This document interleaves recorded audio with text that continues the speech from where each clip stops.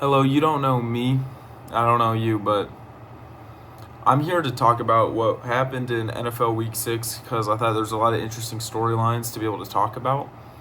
And we're just going to get right into it with the firing of head coach of the Tennessee Titans, Brian Callahan, which I don't really know what the thought process here was because you draft a rookie, you hire this head coach. They need to build a connection. We have seen so many times in the past quarterbacks have their development reduced. Like, for example, Caleb Williams last year, Matt Eberflus. Things didn't work out because of the choices that they made. And honestly, he wasn't the right head coach hiring anyway. He should have been fired before the year. But that's besides the point.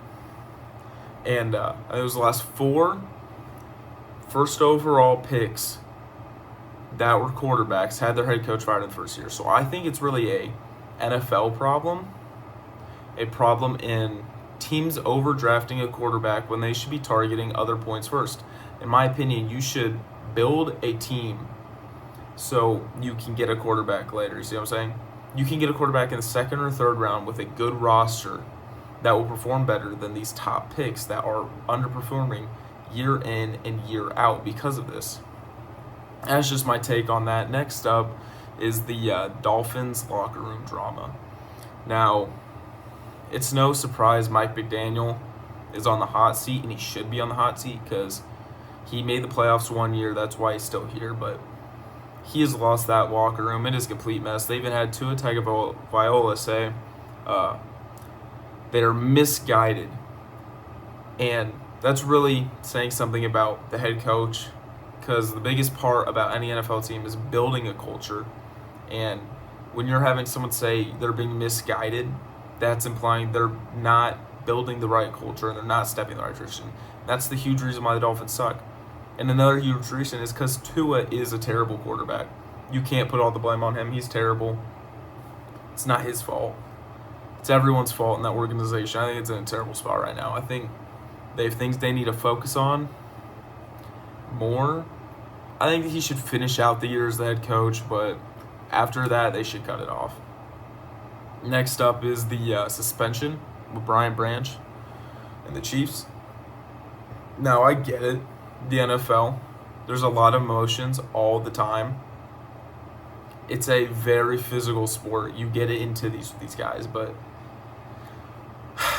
that wasn't necessary, like, at all. I hate the Chiefs just as much as the next guy. I'm sure he hates them more than the next guy, but that is so unnecessary. I mean, you're now hurting your team not being able to play the next week. You got to think about yourself, not just yourself. You got to think about your team and the fans that watch. You got to think about everybody like that. Now, think about someone's first time watching a Lion game.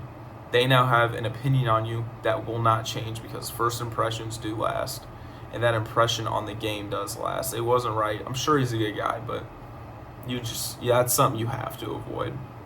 In building off the Chiefs game, Patrick Mahomes wins Offensive Player of the Week for the AFC, which is pretty scary because he's been extremely good his last 2 weeks. And being a Bronco fan, that sucks. That sucks. Like, you think it's your year, but then the Chiefs are back to their form that they were. And there's refs are back on their side. I mean, everything's just going their way right now. The Chiefs are going to be good. Patrick Mahomes looks like him old self. And they're getting Rashee Rice back, which I think is stupid that he is back already, but that's a whole different topic. But I think the Chiefs are back, and the NFL should be pretty scared about that. And then building off of player performances, let's talk about some big performances we saw this week. And the one I want to start out with that I watched personally was Bijan Robinson of the Falcons. He had an insane game. Absolutely nutty. He had over 170 rush yards with an 81-yard rushing touchdown against the Bills in their victory. That was an insane performance out of him. And I think more so than his performance, it puts a lot of questions on the Bills' defense because they lost last week too because their defense doesn't look great. And it's weird. A lot of these good teams right now don't look very good like they should, like how we expect. You can see that just by looking at the top 10 power rankings. There's a lot of teams that normally wouldn't be up there that are there. And it's just so interesting to see because this year, you don't really know who's good, who's bad. There's so many things going so many different ways, it's hard to tell.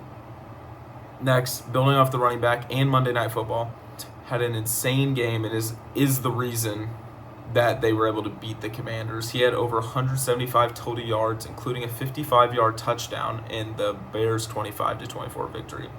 Let's talk about the Bears, though, for a second. With Ben Johnson, they are winning games they would not have won last year. That is the biggest difference in this team this year. You can tell he has the locker room. He has motivated these players, and these players have bought in. That is the biggest part of this turnaround Chicago is having. I mean, they're only 3-2. They have very winnable schedule upcoming. They have next 5 games they can win. But with DeAndre Swift, it was wet. It was ranked. They had to rely on him, and he stepped up in a huge way. Huge way. And Bears fans, we got to talk about you, but now we got to talk about the Packers. The Packers' receiving core over the last few years has not been their strong suit. That's why they've had such little success in recent time. But rookie wide receiver Matthew Golden, 86 receiving yards. He led all the rookies in receiving yards this week. I mean, it was really felt like when watching just truly a breakout game. And that is what they want to see out of Matthew Golden. With a breakout game incoming, they get their guy. They think they got something brewing there. I mean, they might have something brewing there. They do have something brewing there. So we'll see what happens there. They got an incredible defense.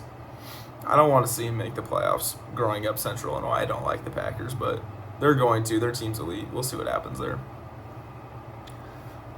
And some notable storylines coming out this week.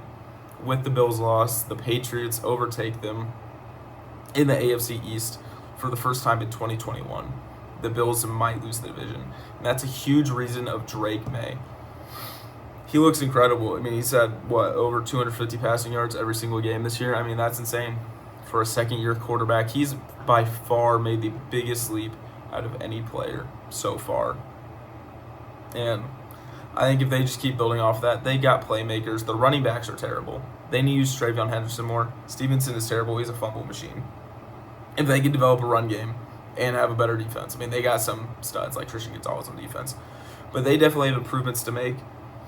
Kind of remind me of maybe a little bit the Broncos last year. They're not quite there yet, but you can definitely see things going in the right direction, which does kind of suck because it always makes me mad being a Bronco fan, not having a quarterback for 10 years, but then you have Tom Brady, then just a few years later, you have Mac Jones, who's an incredible rookie, terrible, but then you have another franchise quarterback come in. I mean, it's just kind of disappointing to see. And then the Jets' struggles continue. By golly, that was a terrible game played on Sunday by my Broncos and the Jets. I don't know how that happens. 13-11 in a football game. Justin Fields sacked 9 times, -10 net pass yards. So he had 45 pass yards, but he lost 55 yards in sacks, so he had -10 total yards for that game. What an embarrassment. Fields, I like Fields just as much as the next guy, but they might have to go in a different direction. Their head coach is also terrible. The end of half shenanigans they had going on. I'm not going to get too deep into that, but the end of half shenanigans he was pulling, going for it on 4th down, getting it, then running the ball twice and running the clock out. I mean, they didn't even try and score. I don't know what their objective was, but it clearly was not a very good objective. So, I mean, those are just my main takeaways from the week, from the games I've seen. The Falcons' defense looked dominant against the Bills, you could say. The Bills' offense couldn't move the ball for the majority of the game. Huge credit to them. Those teams in the NFC South, I don't know what to think about. I always hate watching their games. I don't know why, but that could be an interesting division this year when it comes down the stretch. I still think the Buccaneers might be the best team in the league, and you got to go through them right now because they're the only team that has proved it. Like the Eagles lost, the Bills lost, the Chiefs don't look great, Chargers look great, now they don't look great. Commanders just lost to the Bears. Broncos defense looks elite, but offense doesn't look great. I mean, there's so many questions about every team. I think it will just lead to an exciting finish throughout the year.